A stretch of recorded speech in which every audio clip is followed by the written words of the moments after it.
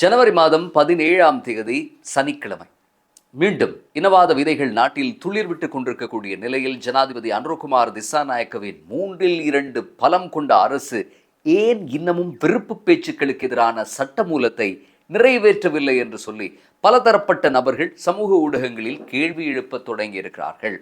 இந்த அரசு தேரர்களை வேட்டையாட தொடங்கி இருக்கிறது என்கிறார் வீரவன்ச.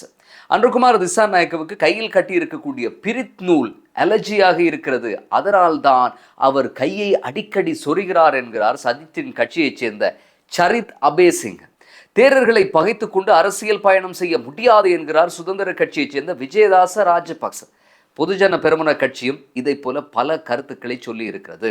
இதையெல்லாம் பார்க்கும்போது வீரவன்ச பொதுஜன பெரமுன போன்ற இனவாத கும்பலுடன் நவ லிபரல் என்றும் முற்போக்கு என்றும் ஒரு காலத்தில் கம்பு சுற்றிய ஐக்கிய மக்கள் சக்தியும் சேர்ந்து தமக்கு எந்த வழியிலேனும் அதிகாரத்தை பெற்றுக்கொள்ள பௌத்த மதகுருக்களின் ஆடைக்கு பின்னால் ஒளிந்து கொண்டிருப்பது தெள்ள தெளிவாகிறது. இலவச கல்வியை விற்காதே என்கிறார் மூளைக்கும் வாய்க்கும் சம்பந்தமே இல்லாமல் பேசுவதில் விற்பனரான சஜித் பிரேமதாச. அவர் அப்படி சொல்லும் போது அவருடைய கட்சியில் உள்ள ஒரு சிலர் அனுராதபுரத்தில் ஒன்று கூடி புதிய கல்வி மறுசீரமைப்பில் ஒரு பால் உறவை சேர்க்காதே என்று ஆர்ப்பாட்டம் செய்கிறார்கள்.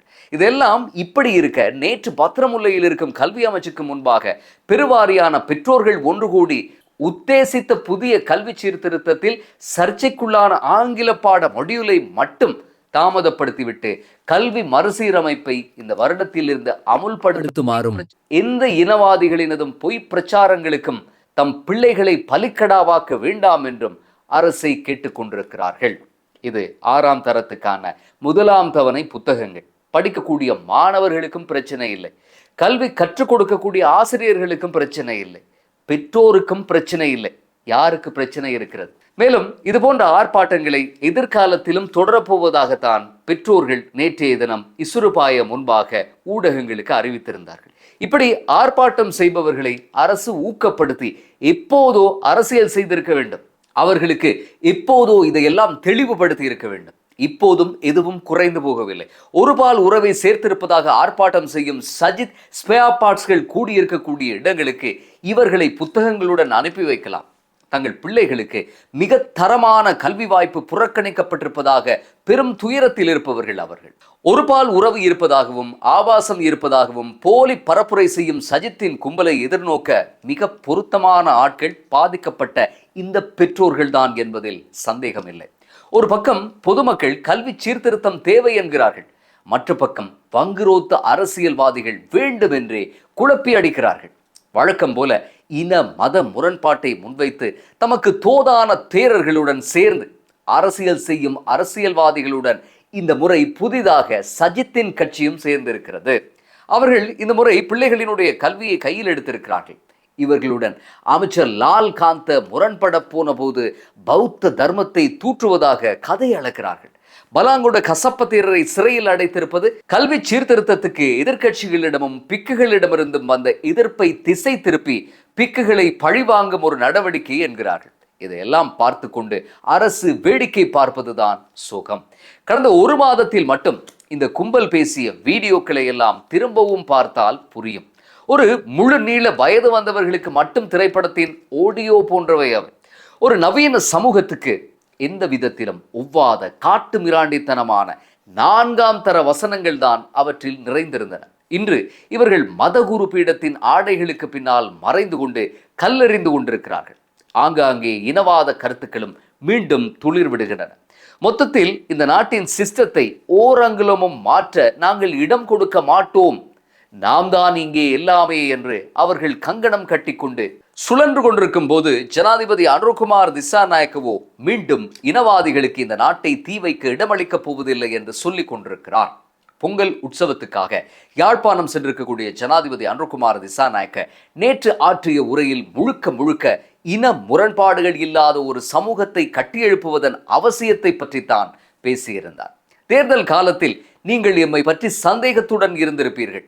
எங்களை பதவியில் அமர்த்த நீங்கள் வாக்களித்திருந்தாலும் உங்களுக்கு எம்மேல் சந்தேகம் இருந்திருக்கும். எமது அரசு பதவிக்கு வந்து ஒரு வருடத்துக்கு மேலாகிறது.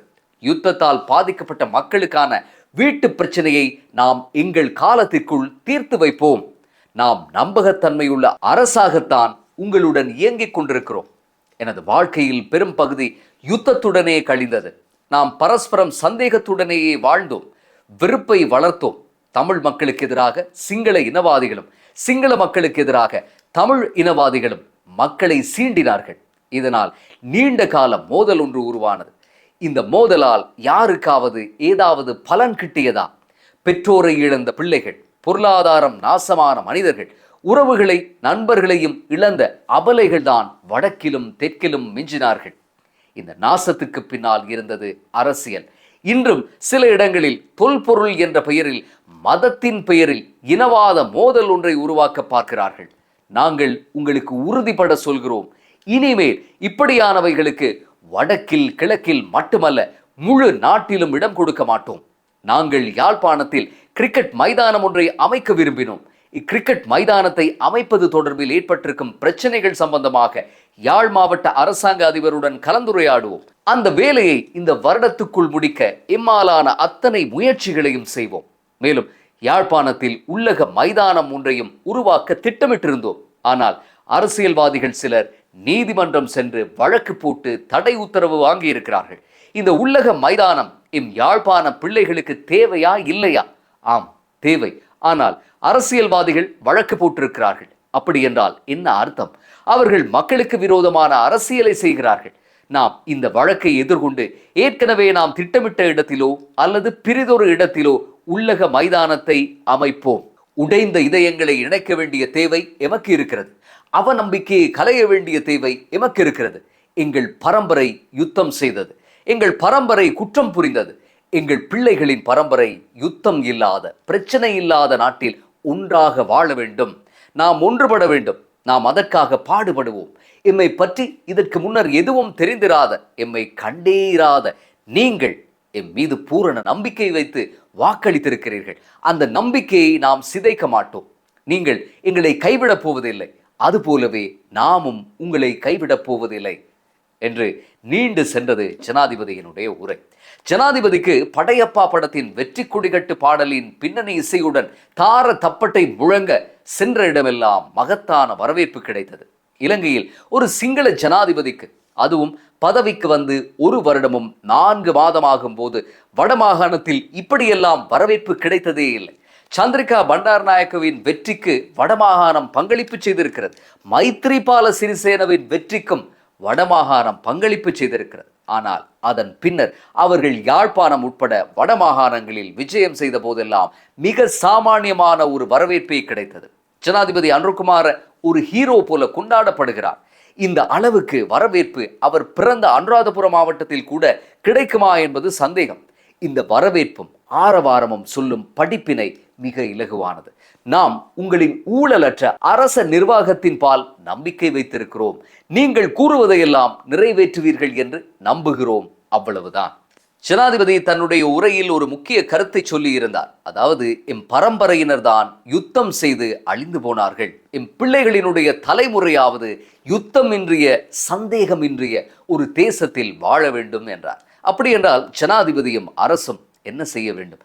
கல்வி மறுசீரமைப்பை விரைவாக அமுல்படுத்த வேண்டும். நேற்று நாம் 6ஆம் வகுப்பு மாணவர்களுக்கு வழங்கப்பட்டிருந்த குளோபல் ஸ்டடீஸ் பாடத்தில் இருக்கும் இன கலாச்சார பல்வகைமை பற்றி பேசியிருந்தோம். இப்படியான பாடங்கள் எம் முன்னோர்களுக்கு கற்றுக் கொடுக்கப்பட்டிருந்தால் இந்த நாடு இரத்த காடாகி இருக்காது என்று சொல்லியிருந்தோம். 6ஆம் வகுப்பு மாணவனின் பிஞ்சு உள்ளத்தில் ஏற்றப்படும் இன ஒற்றுமை எனும் தீபம் அவன் 7, 8 தாண்டி 11ஆம் தரத்தை அடையும் போது முழுமையடைந்து சுடர்விடத் தொடங்கிவிடும். உயர்தரம் மற்றும் பல்கலைக்கழக கல்வி திட்டங்களும் இதற்கு சமாந்தரமாக மாறும்போது எல்லாமே சரியாகிவிடும். ஒரு 20 வருடம் கழித்து பார்க்கும்போது இந்த புதிய பாடத்திட்டத்தில் கல்வி கற்ற பல லட்சம் மாணவர்கள் புதிய சிந்தனைகளுடன் வலம் வருவார்கள். இவர்கள்தான் நாளைய தலைவர்கள். இவர்கள்தான் நாளை பாராளுமன்றம் வரப்போகிறார்கள். இவர்களை தேர்வு செய்ய போகும் இளம் தலைமுறையும் இந்த புதிய பாட விதானத்தை எல்லாம் படித்த நவீன தலைமுறைகளாக இருப்பார்கள். ஆக இந்த நாட்டை அப்போது மாற்றுவது இலகுவானது. என்னதான் மதசார்பற்ற அரசியல் சாசனத்தை உருவாக்குமாறு முற்போக்காளர்கள் வேண்டிக் கொண்ட போதிலும் அதை இந்த அரசாலும் செய்ய முடியாமல் இருக்கிறது. அப்படி ஒரு வாக்கியத்தை புகுத்தும் போது அது பெரியதொரு விவாதத்தையே இப்போது உருவாக்கும். ஆனால் ஒரு 20 வருடம் கழித்து இந்த மாற்றம் எல்லாம் அமோகமாக நடக்கும். கல்வி எல்லாவற்றையும் மாற்றிவிடும். சிஸ்டம் சேஞ்ச் பற்றி பேசுகிறோம், பொறிமுறை மாற்றம் என்கிறோம். அப்படி ஒரு சிஸ்டம் சேஞ்சை ஒரு ராத்திரியில் ஏற்படுத்த முடியாது. அரசியல் தலைமை மாறியதற்காக சிஸ்டம் சேஞ்ச் உருவாகாது. மிகப்பெரிய மாற்றங்கள் எல்லாம் மிகச்சிறிய பொறியில் இருந்துதான் உருவாகின்றன. முதலில் கல்வி மறுசீரமைப்பை உருவாக்குவோம். அப்போது ஜனாதிபதி சொன்னது போல என் பிள்ளைகளினுடைய தலைமுறை நாளை நிம்மதியாக வாழும் கனவு தேசம் உருவாகும். மீண்டும் அடுத்த பதிவில் சந்திப்போம். நன்றி.